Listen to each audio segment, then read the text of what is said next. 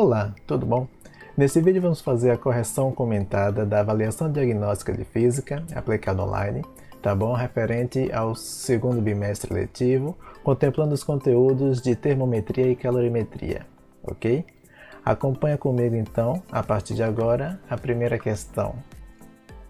Essa questão que você teve a oportunidade de resolver na avaliação diagnóstica, tá? Traz um enunciadozinho um pouco longo, mas para a gente ganhar tempo, a gente vai resumir aqui no seguinte. Você observa pela figura aí o esquema de um termostato que é composto de dois metais, certo? O metal A e o metal B. E esse termostato ele está sujeito a uma variação de temperatura. E, de acordo com essa variação de temperatura, ele vai dilatar-se ou contrair-se, havendo então aí a sua deformação, que é o que a gente observa na figura 2, tá bom? O que a questão deseja saber aqui é o seguinte: houve um aumento ou uma diminuição da temperatura? A gente pode saber isso considerando o seguinte: sabemos que para cada material, aqui por exemplo eu tenho um metal A.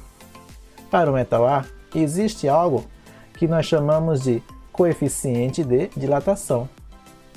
Então, para A, um coeficiente de dilatação, que eu vou chamar de alfa A, e para B existe um coeficiente que eu vou chamar de alfa B. O coeficiente de dilatação de A e o coeficiente de dilatação de B vão atuar da seguinte forma. Se eu disser que o coeficiente de dilatação de A é maior que o de B, quando houver um aquecimento, significa dizer então que A vai dilatar-se mais do que B. E quando houver um resfriamento, A vai contrair-se mais do que B, certo? Então, a gente observa o seguinte.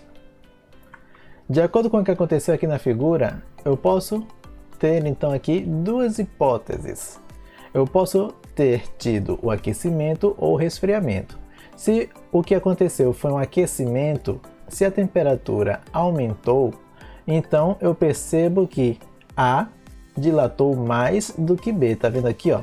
Se A dilatou mais do que B, vai formar então essa curvatura aí por cima de B, uma curvatura para baixo, certo? Então, para o aquecimento,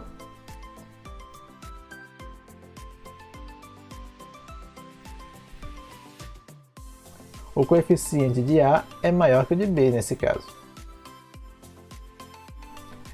Agora, se o que houve foi um resfriamento, então nesse caso já é o seguinte.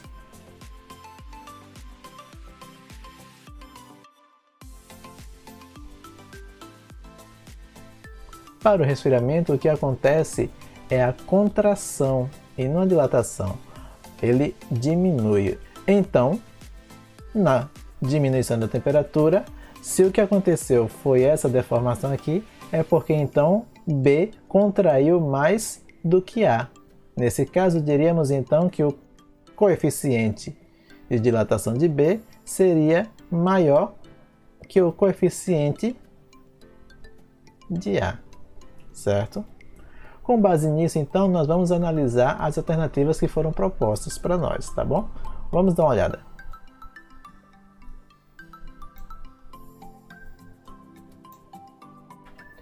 Olha só, então, em relação ao que aconteceu aqui, podemos dizer que o par bimetálico desse termostato teve sua temperatura diminuída ou aumentada. Vamos ver. Aqui diz diminuída e o coeficiente de dilatação linear A é maior que o coeficiente de dilatação linear B.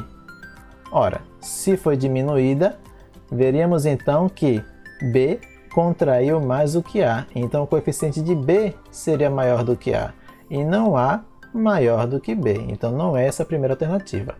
Aqui diz que houve a temperatura, que houve o aumento da temperatura, então o coeficiente de dilatação de A é menor que o coeficiente de dilatação superficial de B. Ora, a gente vê que se houve um aumento, o coeficiente de A não seria menor, seria maior, então também não é ela. Letra C aqui, ó, terceira alternativa. A temperatura diminuiu e o coeficiente de dilatação linear de A é menor que o coeficiente de dilatação linear de B. Ora, satisfaz.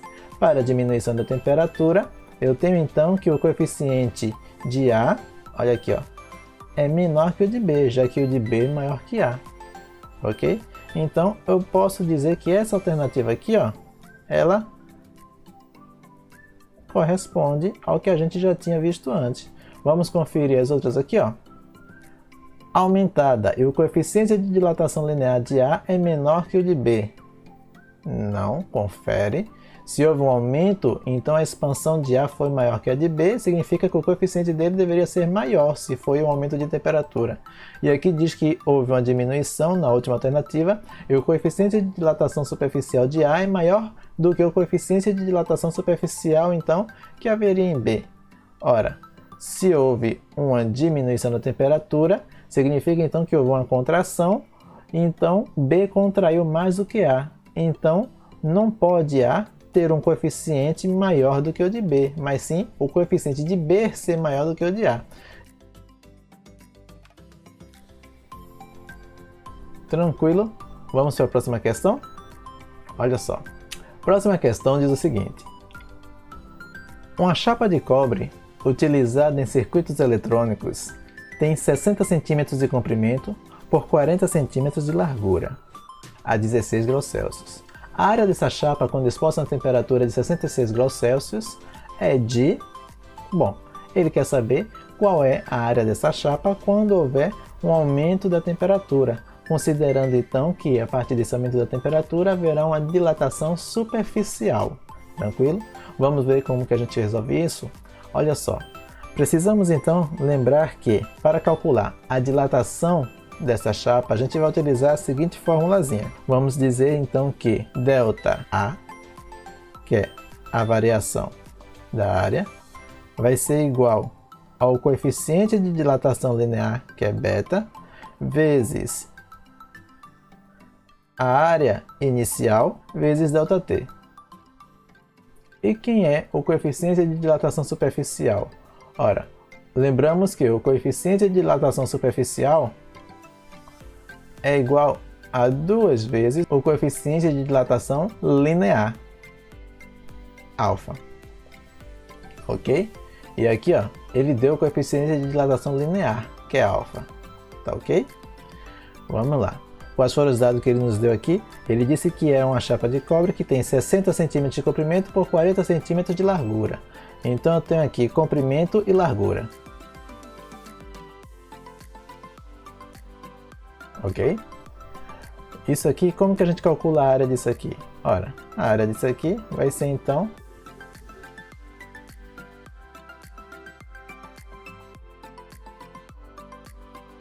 (40 cm vezes 60 cm igual a 2.400 cm², ok? É a área dessa chapa de cobre aí que ele nos deu, ok? Para isso também a gente tem que levar em consideração nesse caso aqui que ele nos deu a temperatura T1 e T2, não foi? Temperatura inicial foi 16 graus Celsius e a temperatura final que foi 66 graus Celsius. Com isso a gente pode calcular então ΔT. Sendo assim, ΔT igual a T2 menos T1, a gente vai fazer então que ΔT equivale a 50 graus Celsius, tá bom?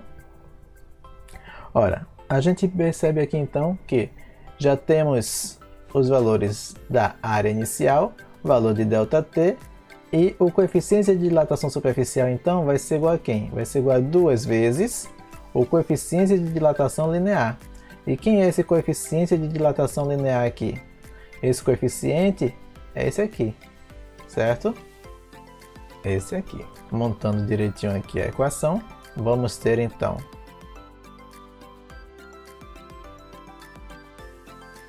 2 vezes 16 vezes 10 a menos 6 é 32 vezes 10 a menos 6. Vamos montar a equaçãozinha aqui, ó.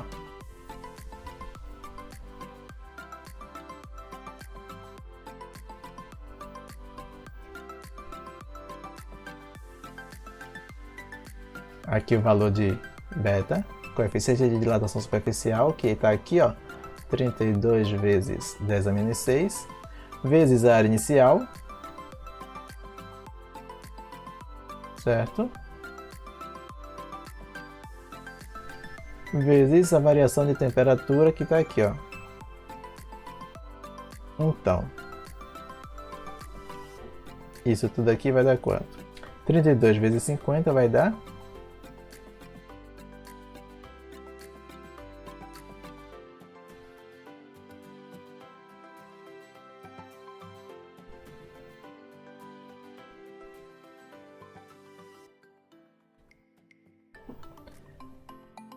3.840.000 vezes 10 a menos 6. Vamos então contar aqui as vírgulazinhas para a esquerda.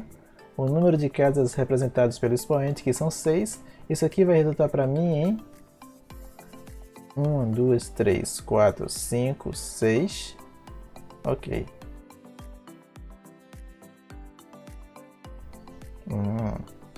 3,84 centímetros quadrados. Essa é a resposta final? Não. Ele quer saber a área dessa chapa quando foi exposta à temperatura. O que a gente acabou de encontrar foi o quanto essa chapa vai dilatar-se, vai expandir-se.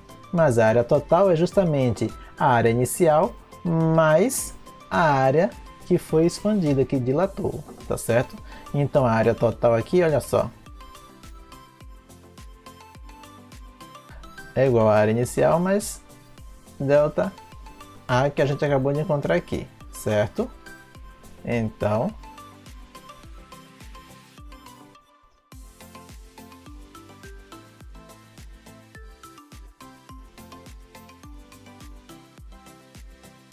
certo? Dando então como alternativa a resposta da terceira alternativa, certo? Ok, então. Tá aí o resultado, 2.403,84 centímetros quadrados, tá bom? Foi a área final dessa chapa após a sua dilatação, certo? Vamos para a próxima questão. A gente observa aí o seguinte: determinados aparelhos elétricos precisam ter seu funcionamento interrompido quando a temperatura atinge certo valor, chamada temperatura crítica. Para fazer esse controle, alguns aparelhos utilizam um dispositivo baseado na dilatação térmica desigual sofrida por metais diferentes. Ele interrompe a corrente elétrica no aparelho quando a temperatura atinge um valor igual à temperatura crítica, Tc, conforme a figura. Para que o dispositivo funcione, como mostrado nas figuras 1 e 2, considerando os valores dos coeficientes de dilatação linear da tabela, os metais A e B da lâmina bimetálica representada podem ser respectivamente.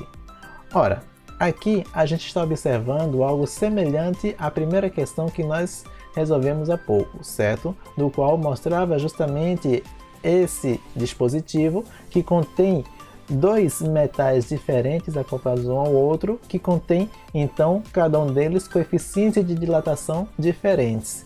E a partir daí então, quando ocorre um aumento de temperatura ou uma diminuição da temperatura, eles vão deformar-se, formando então uma curvinha para um lado ou para o outro, para que possa então cortar o contato e abrir o circuito, certo? Então, a partir daqui, a gente vai mais uma vez observar, de acordo com a tabelinha que ele nos confere, então, os valores dos coeficientes de dilatação linear, que você pode observar aqui ao lado. Ele quer saber qual é o coeficiente de dilatação, certo? Do metal A e do metal B, respectivamente. Como que eu posso saber disso? Ora, é simples.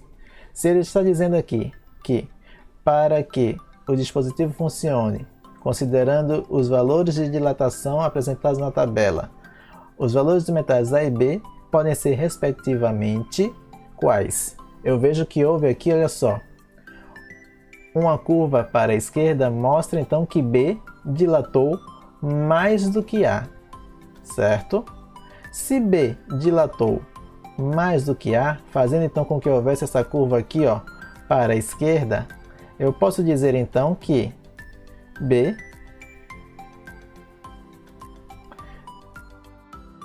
certo? Tem o coeficiente de dilatação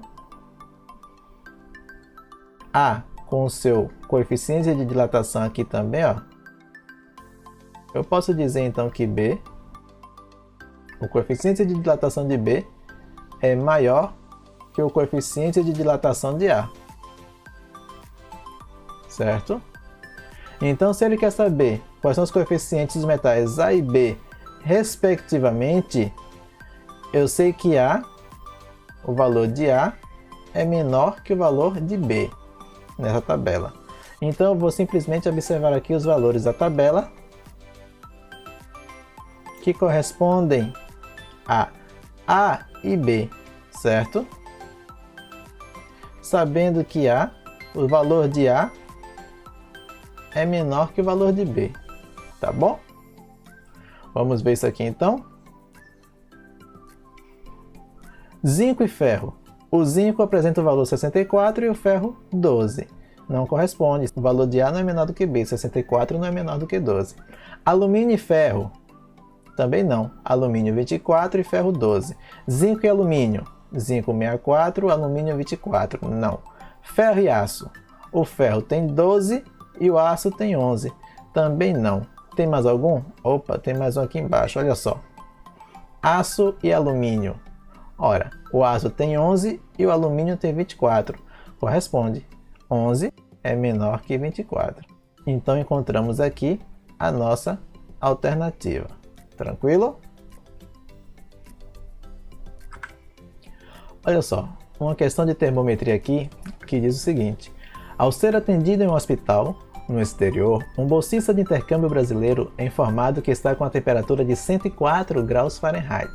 Sabendo que na escala Fahrenheit, no nível do mar, a água congela a 32 graus e ferve a 212 graus, assinale a alternativa que apresenta a temperatura aferida. Pois bem, aqui a gente observa o seguinte: ele nos dá algumas informações interessantes, certo, com relação à escala Fahrenheit, como ponto de ebulição da água e ponto de congelamento de fusão da água, tá bom? Para nos mostrar um pouco, nos lembrar que essa escala é um pouco diferente da escala em graus Celsius que nós estamos acostumados aqui, tá bom? Do qual nós temos um intervalo de 100 unidades entre o ponto de fusão e o ponto de ebulição da água. Então, como que a gente faz para poder conseguir encontrar um valor pontual nessa escala, convertendo ela para graus Celsius? Ora, tu tem que lembrar da formulazinha, né? Que é a seguinte: temperatura em graus Celsius dividido por 5 é igual a temperatura em Fahrenheit menos 32 dividido por 9, não é isso? Então, nesse caso aqui, eu sei que eu quero encontrar o valor da temperatura em graus Celsius, então eu vou substituir o valor que ele nos deu para Fahrenheit. Vou repetir isso aqui, ó. Igual, ó. Olha o valor que ele nos deu aqui, ó, 104 Fahrenheit. Certo? 104 menos 32 igual a temperatura, então. Graus Celsius vai ser igual a... Pego esse 5 que está aqui e passo ele para o outro lado e ele vai multiplicando, né? Então, ó,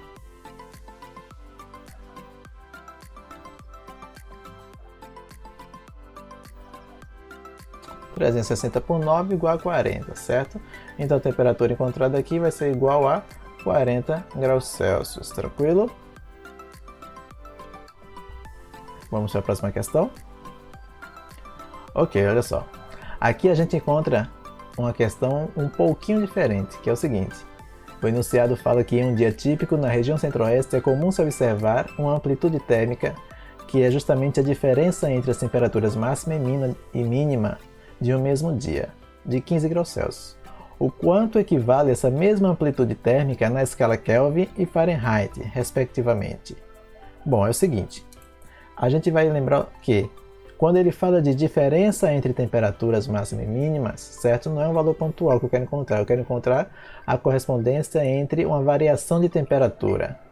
Tu lembras que a escala em Celsius, ela tem uma graduação que vai do ponto de fusão da água ao ponto de ebulição da água 100 unidades, dos 0 graus a 100 graus Celsius, enquanto que em Fahrenheit não corresponde esses valores. Como a gente viu na questão anterior, a gente tinha lá falando que a escala Fahrenheit tinha o valor para o congelamento da água 32 graus e o de ebulição 212. Como que a gente vai calcular isso aí então? Pela seguinte fórmula. A gente sabe que então a variação de temperatura em graus Celsius dividido por 5 vai ser igual a variação de temperatura em graus Fahrenheit dividido por 9. Ah, professor, mas está faltando o menos 32. Não, nesse caso a gente não coloca o menos 32 aqui da formulazinha anterior, certo? Para valor pontual. Como a gente está calculando simplesmente a variação de temperatura, a amplitude térmica, a gente vai usar essa formulazinha aqui mesmo, certo? E quando for para graus Celsius comparados com o valor em Kelvin, a gente vai ter então a mesma faixa de variação, visto que a diferença entre os valores, certo, de congelamento da água e ebulição da água correspondem a 100 unidades, tanto para Celsius quanto para Kelvin, ok? Visto que a formulazinha é essa daqui, olha só.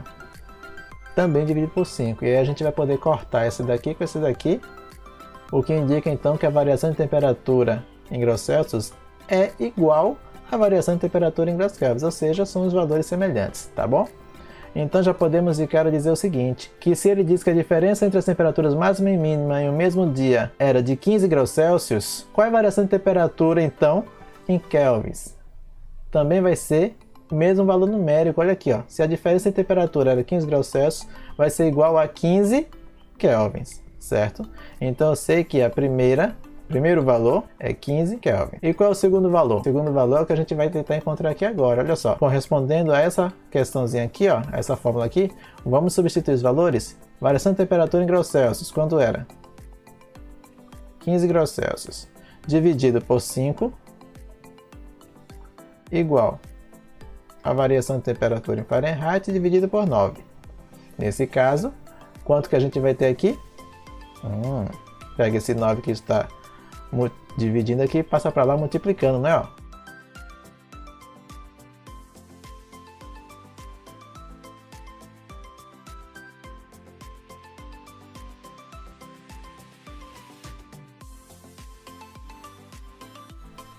Então a gente encontra aqui o valor correspondente a 27 graus Fahrenheit, como o segundo valor aqui, ó.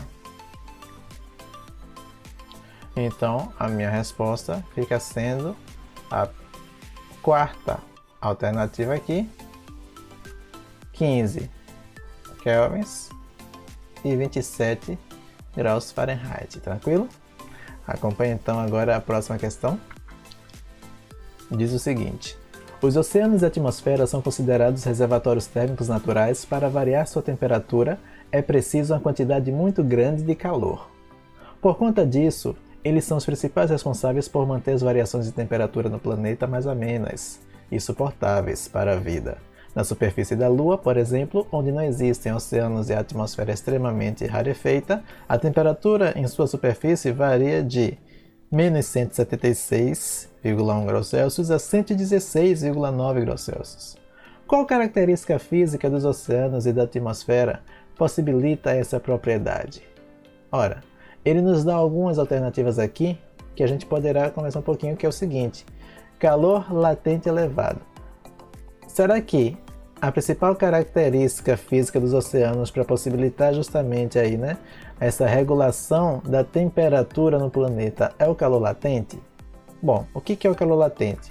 Tu lembra que o calor latente ele tem a ver com a mudança de estado físico da matéria. Quando ocorre então aí a presença do calor latente, não ocorre variação de temperatura, mas a matéria está utilizando esse calor para passar de um estado físico para o outro, do estado sólido para o estado líquido ou do líquido para o gasoso. Então, ele não representa, certa, a propriedade, a característica que nós estamos procurando nesse ponto aqui. Ponto de ebulição alto. Será que é porque os oceanos têm um alto ponto de ebulição? Não. Existem muitos outros materiais, outras substâncias que possuem ponto de ebulição mais alto que os oceanos, certo? Condução térmica baixa? Calor específico elevado? Capacidade térmica elevada? Ora, em relação à condução térmica, existem muitos materiais que têm uma condução térmica, certo? Também baixa, mas se a gente está em dúvida entre o calor específico e a capacidade térmica, nós podemos lembrar da diferença entre esses dois. O calor específico é o quê? Tu lembra que calor específico é uma característica que diz com respeito à substância em si. É justamente a quantidade de calor que faz com que 1 grama de substância aumente a sua temperatura em 1 grau Celsius, certo? E qual a diferença para a capacidade térmica? A capacidade térmica leva em consideração toda a massa daquele sistema ali em estudo, daquilo que nós estamos observando. Então, quando a gente vê aqui no enunciado que fala justamente, né, que os oceanos da atmosfera são considerados reservatórios térmicos, são os principais responsáveis por manter a variação de temperatura no planeta, sabemos então que o oceano é responsável por uma grande parte da massa do nosso planeta, certo? E se nós levarmos em consideração essa questão, então a gente tem aqui a capacidade térmica como sendo justamente a característica física que possibilita essa propriedade, tá bom? Dos oceanos, que é repassado também pelo fluxo de calor à atmosfera, tá bom? Então nós vamos ter aqui a capacidade térmica elevada como uma característica física que permite que os oceanos e a atmosfera então ajudem aí a manter a temperatura, né? Aí as variações de temperatura do planeta mais suportáveis para a vida. Tranquilo? Vamos para a próxima questão.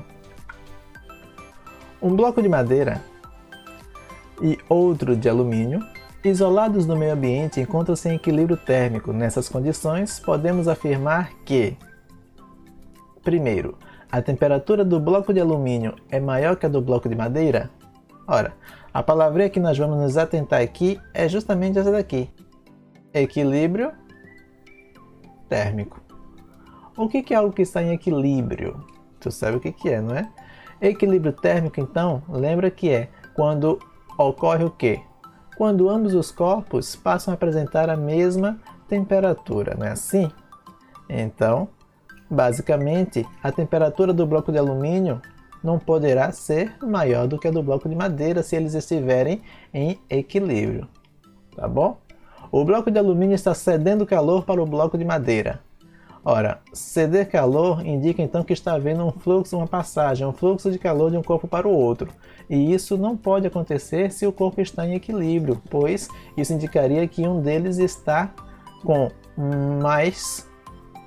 uma temperatura maior que a outra, certo? Que apresenta mais energia térmica que o outro.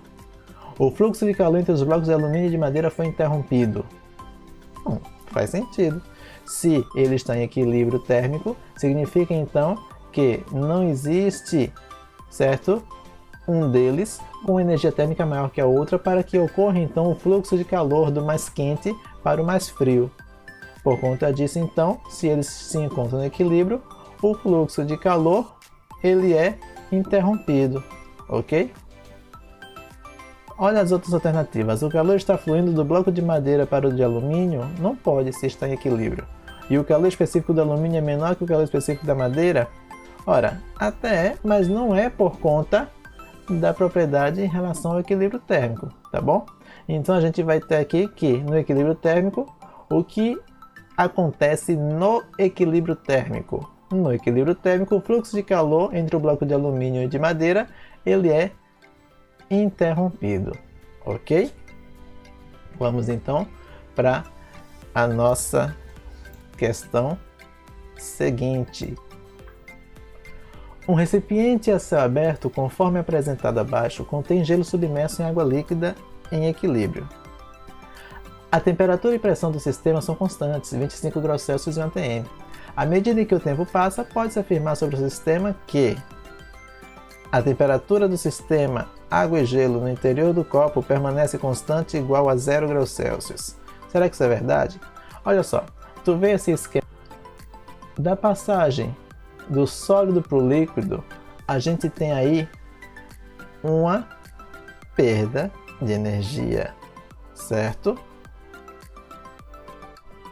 Da passagem do sólido para o líquido, do líquido para o sólido, a gente tem aí um ganho ou perca de energia, certo? A partir do ponto de vista do qual nós estamos observando. Então, a gente vê que se eu tenho do sólido para o líquido, está havendo então aí, em relação a essas moléculas de água, um ganho de energia. De toda forma, o que acontece aqui é, se eu tenho a mudança de estado físico de matéria, eu tenho aqui o que eu chamo de calor latente, certo? Que está associado à mudança de estado físico. E nesse caso, o calor que está envolvido nessa transformação física, ele não é utilizado para aumento ou diminuição da temperatura, mas tão somente para a mudança do estado físico. Por conta disso, o interior do copo vai permanecer com a temperatura constante enquanto houver mudança de estado físico da matéria, ou seja, enquanto houver gelo transformando-se em água líquida, certo? Podemos assim marcar a letra A, ou seja, marcar a primeira alternativa aqui, tá bom? Visto que a massa de gelo não vai aumentar, já que está uma temperatura e pressão do sistema constante de 25 graus Celsius atm, que isso aqui é a temperatura ambiente, tá bom? A temperatura ambiente, o gelo não vai se formar, pelo contrário, ele vai derreter. A pressão do vapor d'água variará com o derretimento do gelo. No caso aqui está um recipiente aberto, tá bom? Então a gente não vai ter aqui um valor expressivo para a medição da pressão de vapor da água. A molaridade da água da fase líquida será diferente daquela obtida na fase sólida. A massa do recipiente aumentará. Não condizem, tá bom? Vamos para a próxima questão. Assinale o que for correto. Ora, em relação ao calor e à temperatura, estes podem ser classificados como sinônimos, fisicamente falando. Será que isso está correto? Calor e temperatura é a mesma coisa? A gente já estudou aqui anteriormente que não. Calor é energia e trânsito, e temperatura, ela é justamente uma característica que mede o grau de agitação das moléculas, tá bom? Quando a substância passa de uma fase para outra em uma mudança que envolve calor latente, há variação da temperatura.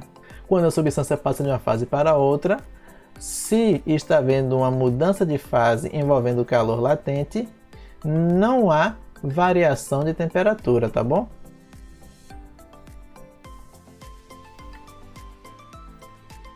Os processos de transmissão de calor sempre envolvem o transporte de massa. A transmissão de calor pode ocorrer por outros processos, como já estudamos anteriormente, né? Questão de convecção, né? Outros fatores também, outros modos de transmissão de calor, tá bom? A energia que se transfere de um corpo a outro devido apenas à diferença de temperatura entre esses corpos. A última questão aqui. Então, nessa última questão a gente observa aí que diz o seguinte: uma certa quantidade de gás ideal está no estado inicial de pressão, volume e temperatura dados, respectivamente, por P0, V0 e T0, como a gente observa aqui na formulazinha apresentada. Esse gás é comprimido isobaricamente. Opa, o que é isobaricamente? Isobaricamente significa a pressão constante, não é? Até que seu volume se reduz à metade. A seguir, a pressão é aumentada isocoricamente. Isocoricamente é a volume constante, não é? Até o dobro de sua pressão inicial. Considerando essa informação, ao final do processo do gás, o que vai acontecer de acordo com as alternativas aqui? Vamos ver? Vamos fazer a transformação que ele está dizendo aqui, ó. Esse gás é comprimido isobaricamente até que seu volume se reduz à metade. Bom, se é isobaricamente, então ele vai ter a pressão constante, então eu vou reescrever na primeira etapa aqui, ó. Etapa 1. Vamos lá. A pressão constante, eu não vou colocar pressão, vou colocar então apenas aqui, ó. Volume inicial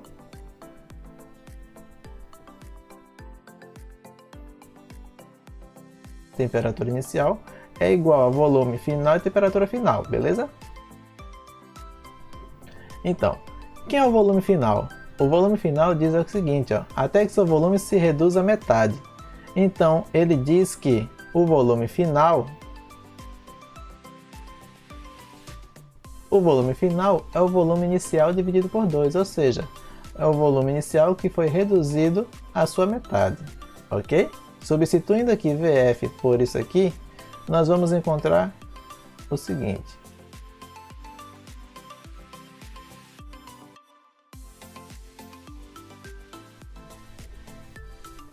Olha, aqui eu tenho uma divisão, uma fração de fração, então eu mantenho a primeira vezes o inverso da segunda, não é isso?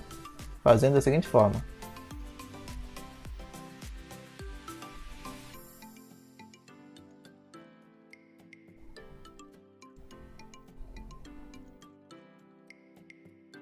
A gente vê aqui que volume inicial sobre a temperatura inicial é igual a volume inicial sobre 2TF, temperatura final. Eu posso cortar aqui, ó, volume inicial, certo? Isso vai me deixar com o seguinte.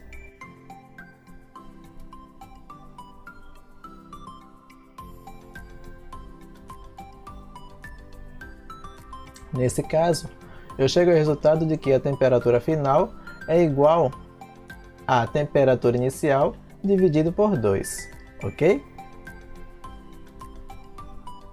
Olha só. Por que eu cortei aqui? Porque pelas regras de proporção, certo? Se eu fizer meio pelos extremos, eu vou ver que eu vou ter os dois termos multiplicados pelo mesmo valor, que é V1. Então eu vou poder fazer essa simplificação para poder antecipar o cálculo, tá bom? Aqui a gente vê o seguinte. Temperatura final, após esse gás ser comprimido isobaricamente até que seu volume se reduza à metade, o que vai acontecer é que a temperatura final vai ser então a temperatura inicial dividido por 2. Ou seja, se eu pego o volume do gás e reduzo a metade, a temperatura final também vai ser a metade do que era anteriormente. Então vamos lá. Agora a pressão aqui vai ser aumentada de forma isocórica, ou seja, a volume constante. Então para isso a gente vai agora usar essa fórmula aqui, ó, a pressão a volume constante. Então eu vou cortar o volume e vou deixar só a pressão e a temperatura. Então, ó, pressão inicial, temperatura inicial, certo? Igual a pressão final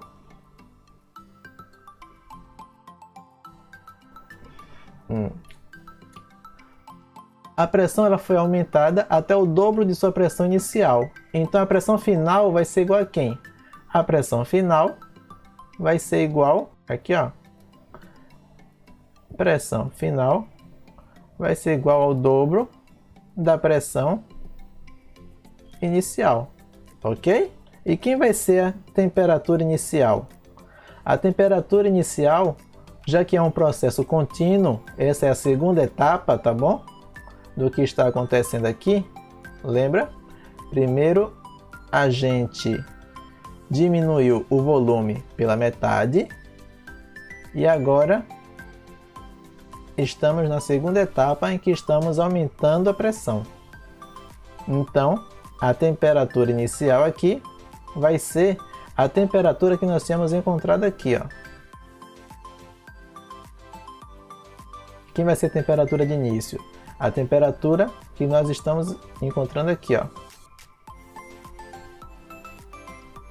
Igual à pressão final, que é quem? Pressão final é 2 vezes a pressão inicial. Uma fração como denominador, então eu vou ter que fazer o quê? A primeira vezes o inverso da segunda, né? Então vamos lá. Ó. Primeira vezes o inverso da segunda. T1 sobre 2 vira 2 sobre T1, não é? Sobre a temperatura inicial. Vai ser igual a 2 vezes pressão inicial dividido por temperatura final. Então a gente observa aqui o seguinte, ó. Pressão inicial vezes 2 igual a 2 vezes pressão inicial. Isso aqui é a mesma coisa, não é? Ó? Então eu posso chegar aqui e fazer isso aqui. E vai me restar o quê? Vai me restar aqui, olha só, temperatura inicial igual a temperatura final.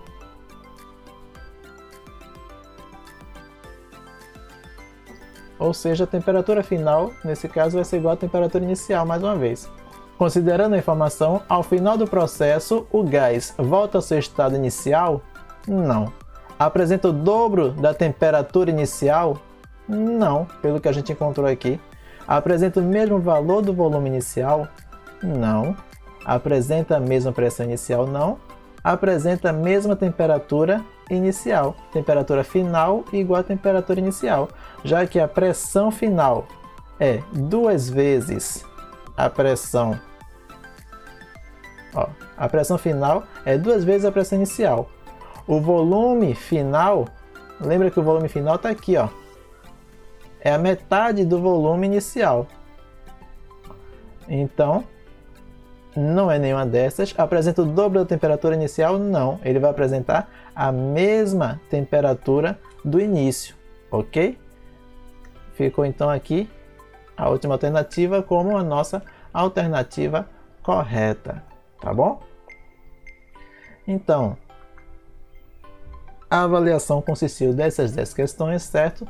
Eu posso deixar depois, mais uma vez, né, essa prova disponível aí para conferência, mas vocês já devem ter acesso a ela, vocês meus alunos, tá bom? E espero que tenham compreendido. Se não compreendeu, pode deixar aí suas dúvidas no comentário, pode entrar em contato pelos canais já pré-estabelecidos para poder tirar suas dúvidas, tá bom? E nos vemos na próxima, tá ok?